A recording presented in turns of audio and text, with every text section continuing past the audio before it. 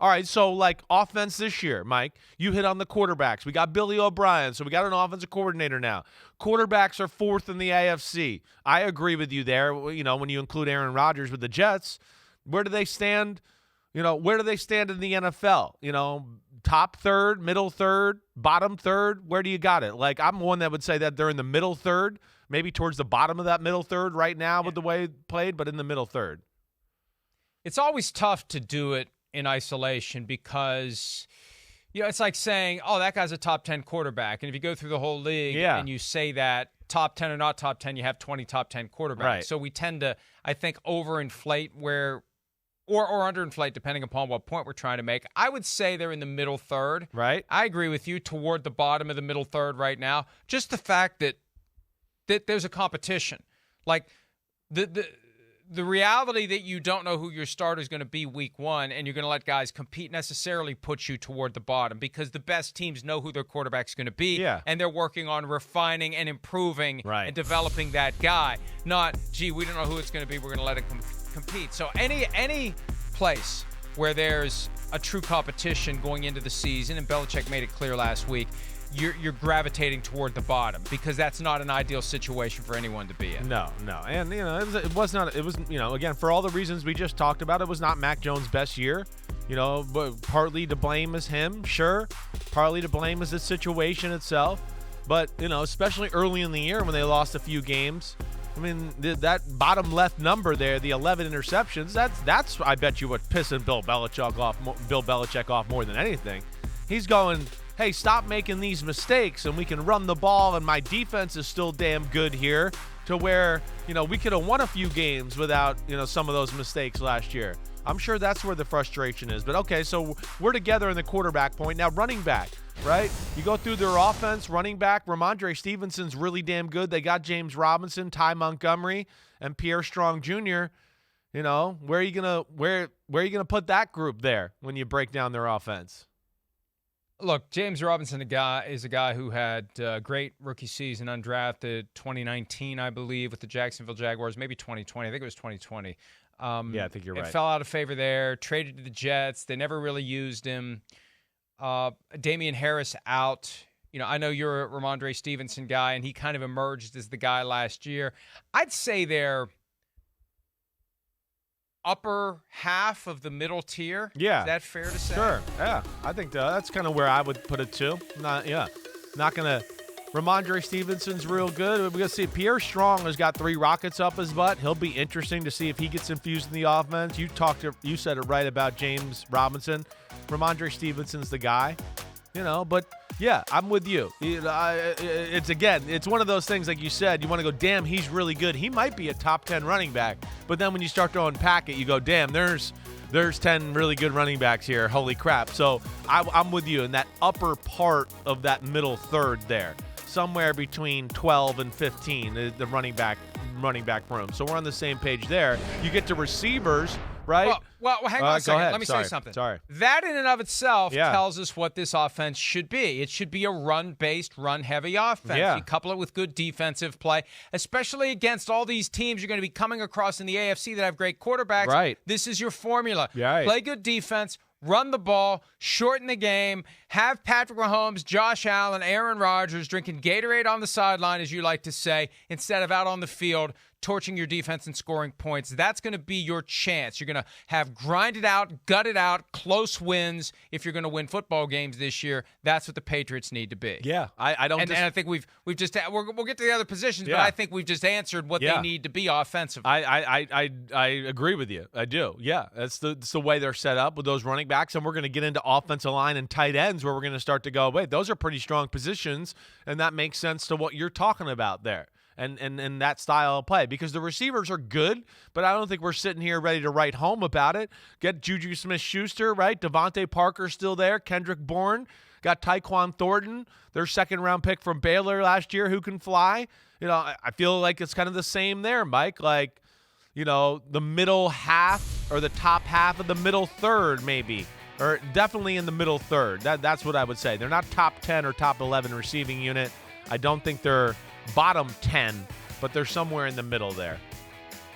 This is one that's difficult to assess without looking at all the depth charts, because I think if we had all the depth charts together, we would put them lower than what we are. You're right. I think we probably would too. As I was saying it, I was going, you know what? This group might actually be towards the bottom third. I think you might be right about that in fairness. And I know the draft is still out there for them to add somebody, but what has been one of the historical problems with Bill Belichick coach teams? Drafting and developing of young receivers. So it's not like they're going to bring in some second rounder, first rounder, third rounder that's going to instantly make a splash like maybe a guy like that would in Pittsburgh. So that I don't know that there's going to be a lot of help beyond what they currently have. And when you look at the veterans out there, we were talking about this yesterday in the context of the Packers, it's not like there's a lot of big-name veterans out there that are going to come in and make things better. There's still that possibility of a DeAndre Hopkins trade to New England that gurgles around from time to time, and at times it feels like it's about to happen, and then it feels like it's never going to happen. But so they're not done yet. It's not a finished product. But right now, they're probably lower side of the middle of the pack, maybe dangerously close to bottom third. Right. I think that's fair. I think you're right. I think if we unpacked the rest of teams' rosters, we'd go because Devontae Parker's been a little all over the place. Kendrick Bourne's never been a big-time staple for anybody. Tyquan Thornton's a little bit of a potential-based guy right now, too. So, yeah, there's not a lot of proven commodity there. Now, tight end's a different story. You get into that, and you start to go, hey, Hunter Henry's one of the better tight ends in football. They traded Jonnu Smith. They got Mike Gesicki, right, who's one of the best pass-catching tight ends in all of football. That, to me, is the first unit we get here in the offense where I go, no, that's in the top third of football when you just at least take their top two tight ends. Well, and we've had the years where we've seen them have great tight ends and use them, like when they had Rob Gronkowski and Aaron Hernandez. And then they add Hunter Henry and Jonnu Smith in that same offseason spending splurge from a couple of years ago, creating the expectation that, hey, the tight end's going to be a huge part of the offense. They're going to use these guys. Surely didn't pay these guys to not use them. And Jonnu Smith was basically MIA for 2 years in New England. So the question in my mind is, will they use these guys? Will we see Gesicki out there contributing, catching passes? Remember, he was that head scratcher last year.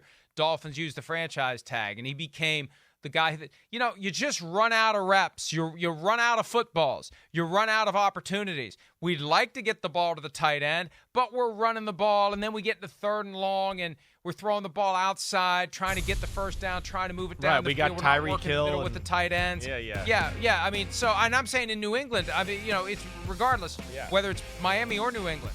We go into this with, hey, they got two great pass-catching tight ends, but are they going to have enough reps to go around, enough balls to go around to really use those guys when you consider what they're otherwise trying to do offensively? And maybe they just make up for the fact that the receivers I think that's where you close go. To bottom third. That's where I think it comes into play. And then it gets into, again, why don't they run the ball more? Okay, well, we got the two tight ends to do that a little bit, and now you creep up at the line of scrimmage, and now our tight ends are good off a play-action pass, and they're beating your linebacker down the field who, bid on the play-action pass. So I think that's what I expect for them. I don't expect them to be in the shotgun, running the spread, or doing anything like that. I think it's like you said. There's dangerous teams in the AFC.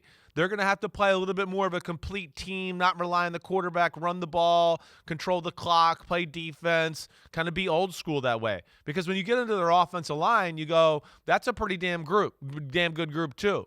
I think when you throw that in with the tight ends like we're talking about, it's another one where I'd go, it's top third of football. Trent Brown is still a physical force at left tackle. Cole Strange, all things are going in the right direction for the controversial first-round pick from last year.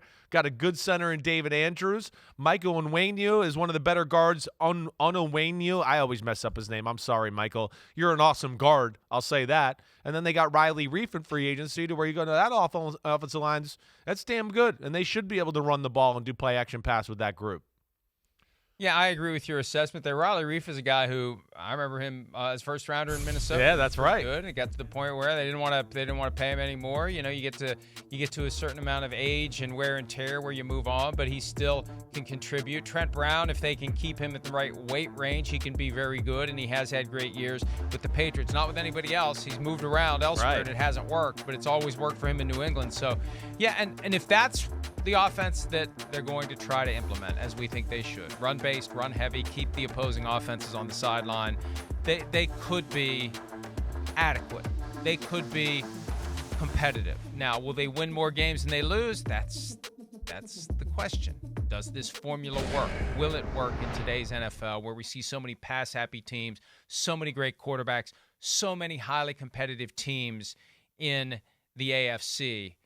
You know, we've gone from the AFC being a conference that the Patriots dominated to a conference where they're just lost in the shuffle now. A little bit. You know, it is interesting. And you know, your question about that style of play, you know, of course it still can work, yes, but you know, I don't know if it can work quite as well as it did, you know, in the early 2000s. And that the game has become, as we've talked about, a little bit more about like, hey, big plays, explosive plays.